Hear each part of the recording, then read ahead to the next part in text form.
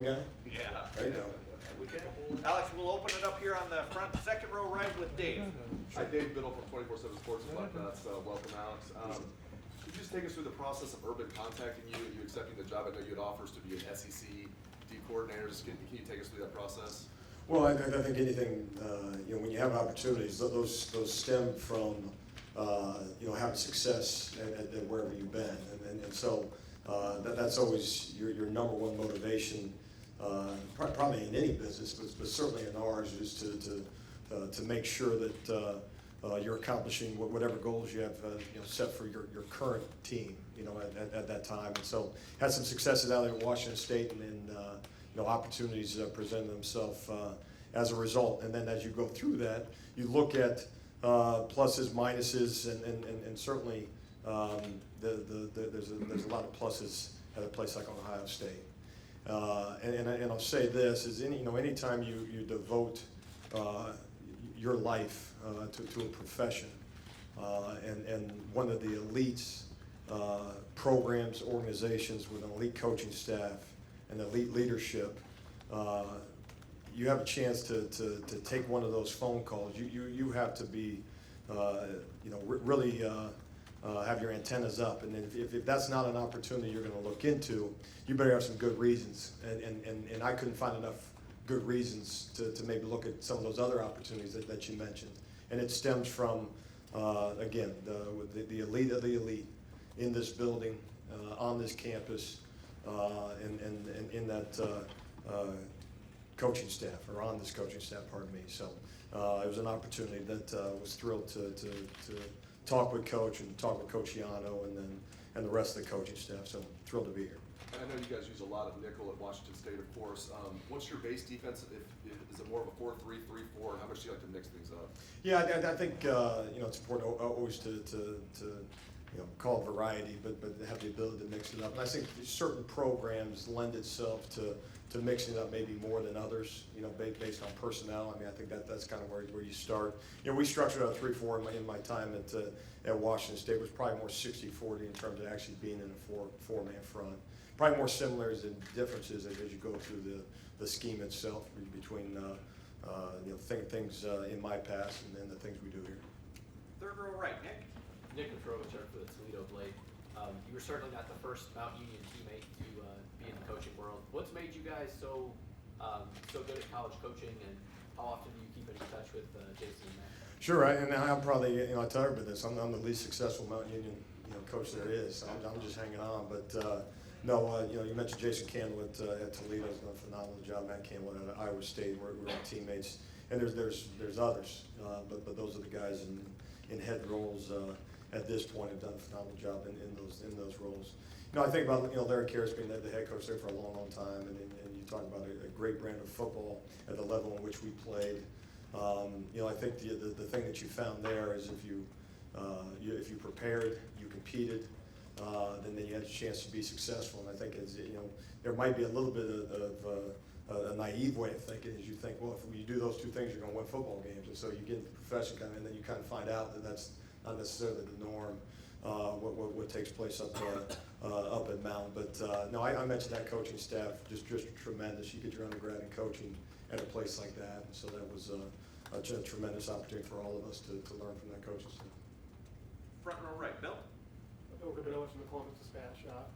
First of all, what does it mean to you to come back to Ohio being a Grove City guy? And secondly, you're joining a staff with Ricciano, a very accomplished staff. How do you mesh what you do, your personality, or your ideas with what is already here? Sure. And I'll answer the second question first. I'll say, my role here is to help in any way I can in terms of adding value to the defensive side of the ball, and then adding value from a recruiting standpoint. And I think that's the charge of any assistant coach at every program, whatever titles or roles that you're given. Your job is to exceed the expectations of the head coach, and obviously the expectations here are very, very high.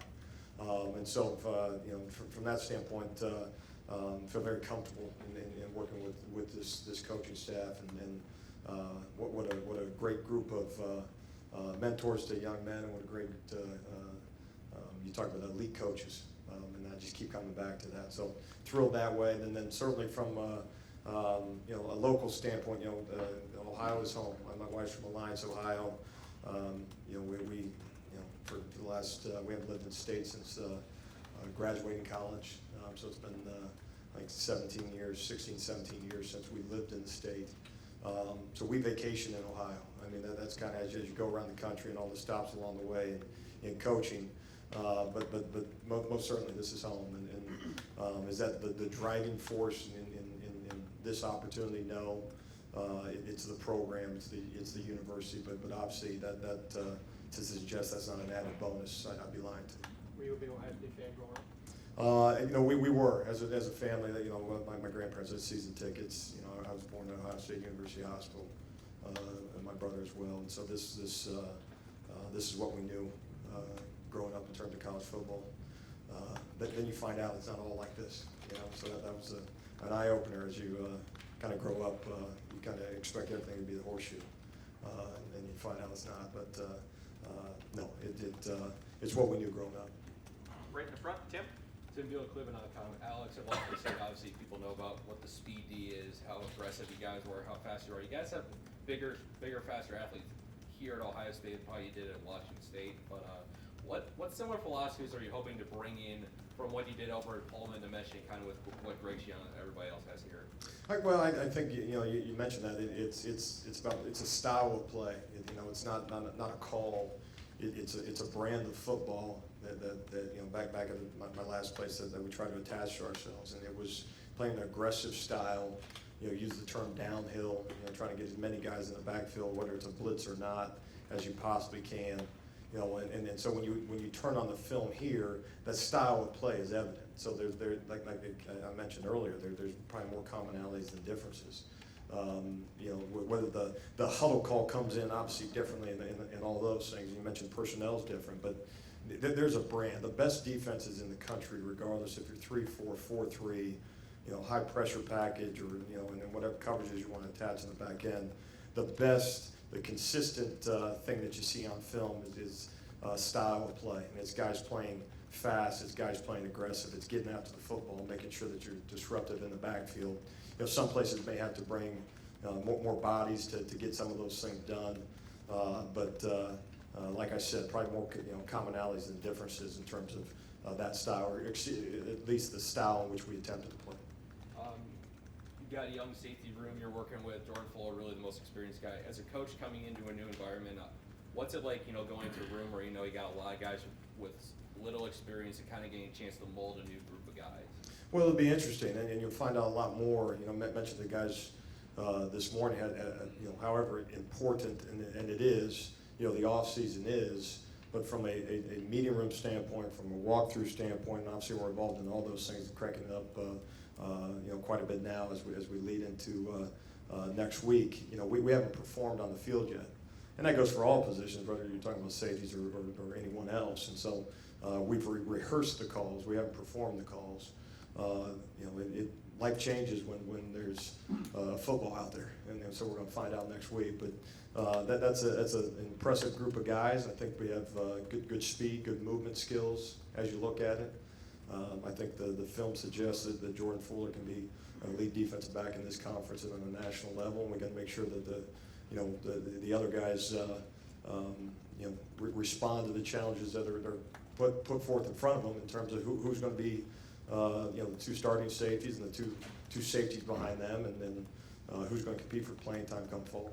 One more, you obviously got football bloodlines. Your uncle is Gary Tinkle. You got to work with him a little bit in Missouri. What was the biggest thing you learned from him when you were on his staff?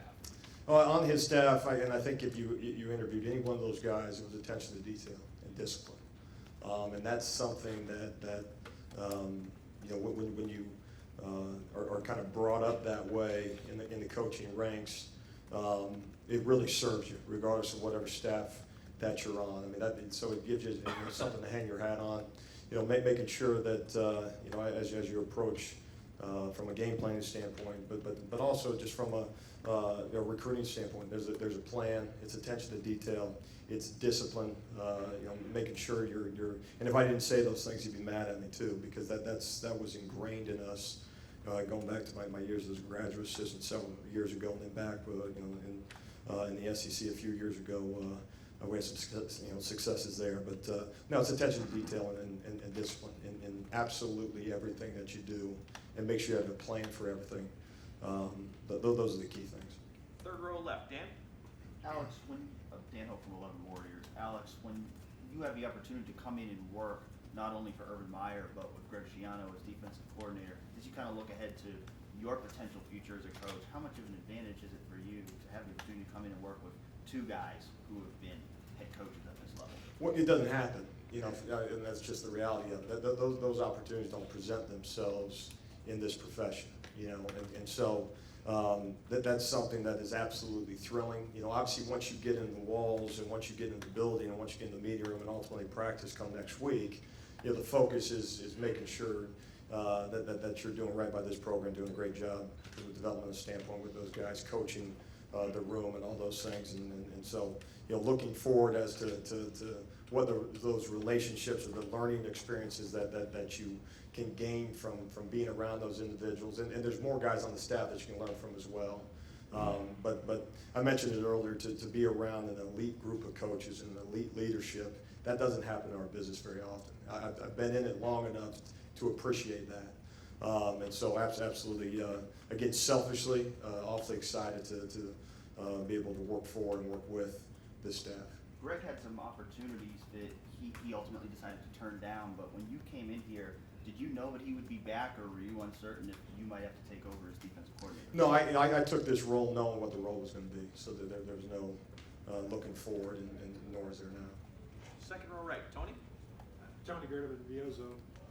Speaking with the new Ohio State basketball assistants last summer, they talked about in recruiting just having the black O on your chest, how many more doors that gets you in. I'm wondering how your first couple of months of recruiting has been, and are you seeing that? What's it like getting into more doors, I guess? Well, I think that the initial conversation is certainly different, that initial phone call and getting guys to call you is a little bit easier than maybe some of my past stops. But in the end, it's about making sure that you're getting the right student athlete to bring into your program. So and it's there's more to it than just that initial reaction. But no, there's a brand attached to Ohio State, and that's putting it mildly. It's a rare opportunity to have that brand on your Nike pullover or your polo, and so you better take advantage of it. But you also know there's also responsibility that comes with that too. Front row right, Austin? Austin Ward, Atlanta 10. Alex, you and Coach Schiano both have backgrounds with safeties. I think we all assumed that you would work in the secondary. I don't know how much, this might be a Coach Meyer question, but how is this new structure going to work? Is Coach Schiano still involved in the secondary? What is his responsibility, your responsibility when it comes to putting together that back end now? Well, and I'll be coaching the safeties, and Coach Johnson got a chance to visit with here shortly. Will be coaching the corners, but beyond that, in terms of the specifics, Coach Meyer can answer that better. What do you, when you asked Coach Schiano on signing day about just the two of you getting to know each other, still early in that process, if you had conversations or if you've had over the last couple of weeks, where are you similar to his philosophy in the back end? Where are you different? Very, very similar, you're talking about, and maybe some people forget how successful Coach Schiano in a leadership role, as a head coach, and also we're talking about I think the 9th ranked defense in the country a year ago, so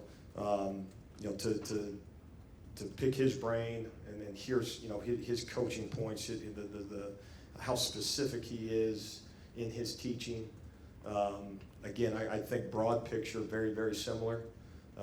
But anytime you go into a new situation, minus when you're maybe on a new staff or you're in a situation where you're just flat out going to change everything, it's my responsibility to learn the language, not the kids' responsibility. So that's kind of been my charge over the last few weeks to make sure that I'm singing the right song, as opposed to reverting back to terminology and stuff like that. But big picture, philosophically, very, very similar.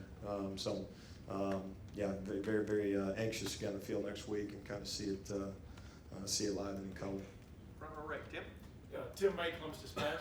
Alex, what is it like now that you're inside the building to work under Coach Meyer? What is he like as a head coach? How would you describe him?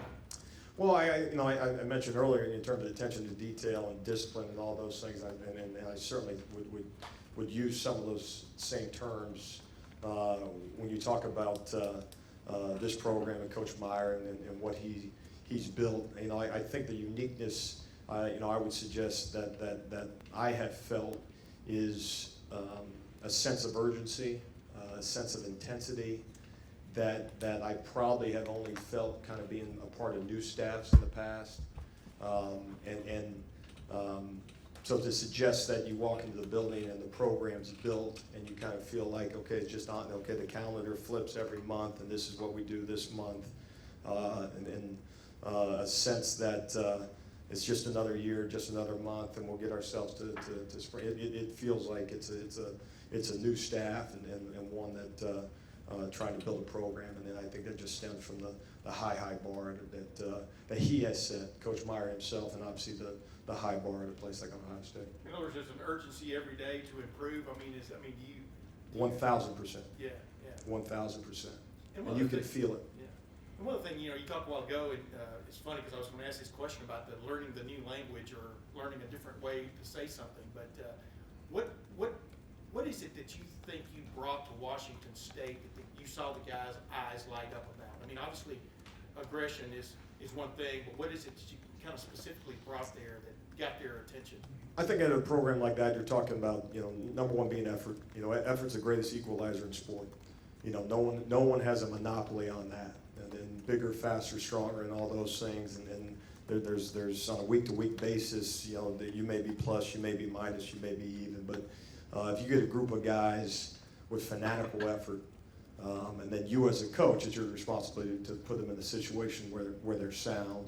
But kind of philosophically, you're saying, okay, we want to be sound.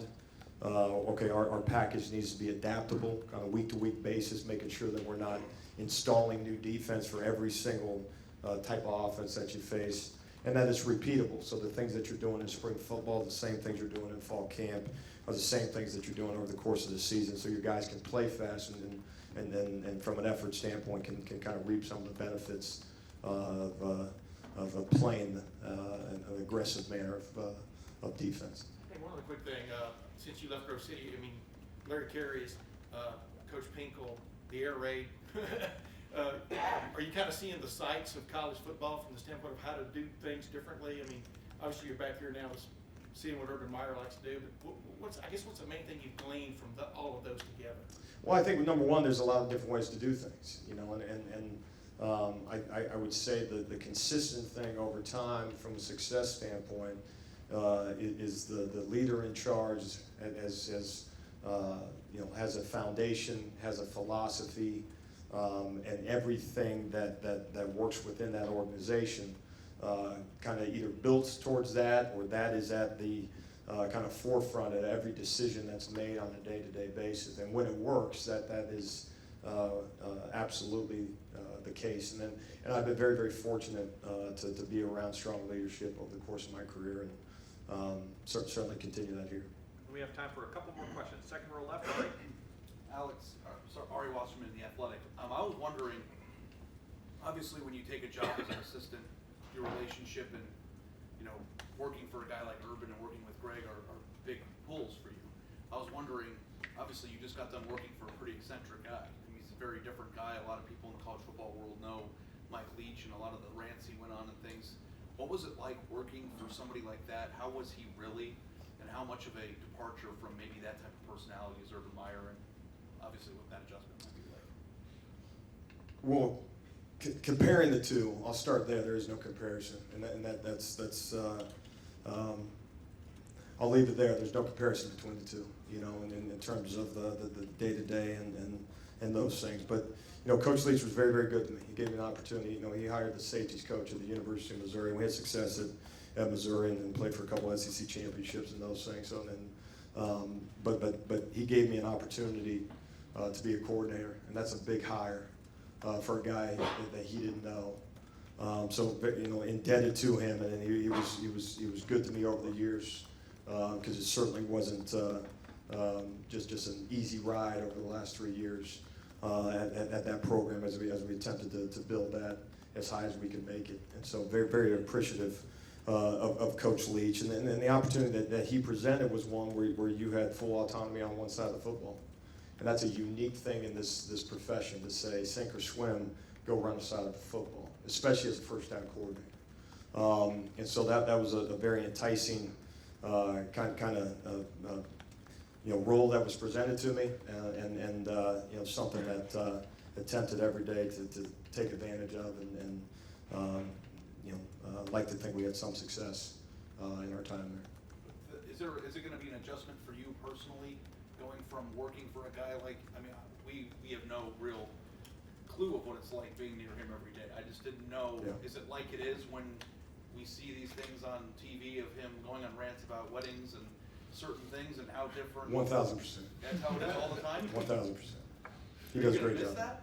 What's that? Are you gonna miss that? Like, is it, cause I don't think, I mean, I know Urban Yeah. does his photobombing things and Yeah. all that stuff, but like, I know it's gonna be completely different, I feel like, for you. Right, but I think to somehow suggest 3 years with Coach Leach is now, my expectation for a working environment would not Well, that's not what necessarily be I'm implying, I accurate. just So, mean that it's different. but no, it absolutely is different, and he did, but it also goes back to there's a number of ways to do it, and his way works for him, and certainly, and I'll reiterate it, just very thankful for the opportunity. We had a good working relationship, and like I said, I like to think both of us had some successes because of each other as much as anything. And last question for Alex, far in the back right, Aaron. Aaron Goldstein, Spectrum Sports. You mentioned growing up you were a fan of OSU. Was this always a dream job to have? And as you're coming through the ranks, is this always a job that maybe you had in the back of your mind? Yeah, I don't think I was naive enough to think or dream of that. I think once you get into this profession, number one, you just want to get a job, and then once you get one, once you're a GA, then you want to be a position coach. You want to run your own room. You want to get on the road recruiting.